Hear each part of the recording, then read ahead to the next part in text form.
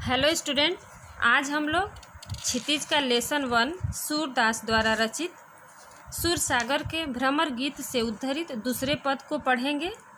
यहाँ पे गोपियाँ उद्धव से अपने मन की व्यथा का वर्णन कर रही हैं। उद्धव से कह रही हैं, मन की मन ही माझ रही। हे उद्धव, हमारे मन की बात तो मन में ही रह गई। हमारा मन का जो दुख है, मन की जो व्यथा है, वो मन में ही रह गई।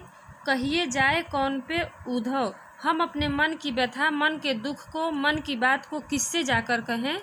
ना ही परत कही, हमसे तो कुछ भी नहीं कहा जाता। यह उस समय का वर्णन है जब श्री कृष्ण गोपियों को यह कहकर मथुरा जब जा रहे थे तो यह कहकर गए थे कि वो जल्द ही वापस आ जाएंगे।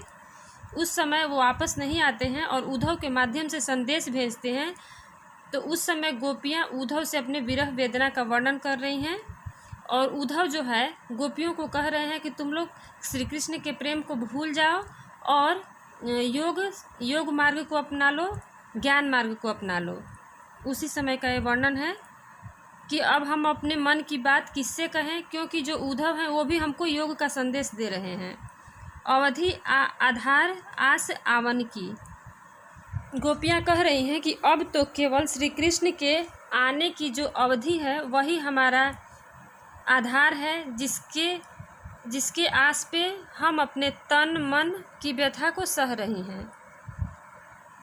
केवल अब श्री कृष्ण के आने की आस लिए ही हम अपने तन और मन की व्यथा को सह रहे हैं।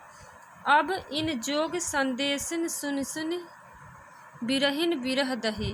अब जो उद्धव योग का संदेश हमको सुना रहे हैं, वो सुन सुन के हमारी जो विरह वेदना है वो और ही भी दहक रही है और भी तेज हो जा रही है। चाहती हूत गुहार जितहि तय, हम लोग जिधर भी गुहार लगाना चाहते हैं, अपने प्रेम का विरह का जो वर्णन, अपने विरह का वर्णन करना चाहते हैं, उततय धार बही, उधर से तो योग और ज्ञान का ही धार आ रहा है। यानी कि उद्धव से वो कुछ सुनाना चाहती हैं, अपने विरह वेदना को बताना चाहती हैं, तो उद्धव उन्हें कह रहे हैं कि तुम लोग प्रेम को भूल जाओ और ज्ञान मार्ग को अपना लो। सूरदास अब धीर धरहि के, सूरदास कहते हैं कि गोपियाँ अब कैसे धीर धरें, कैसे धैर्य धरें। मर्यादा न लही, श्री कृष्ण ने तो प्रेम की मर्यादा को ही नहीं रखा। उन्होंने हमको संदेश भेजा है कि तुम लोग प्रेम को भूल जाओ और ज्ञान मार्ग को अपना लो।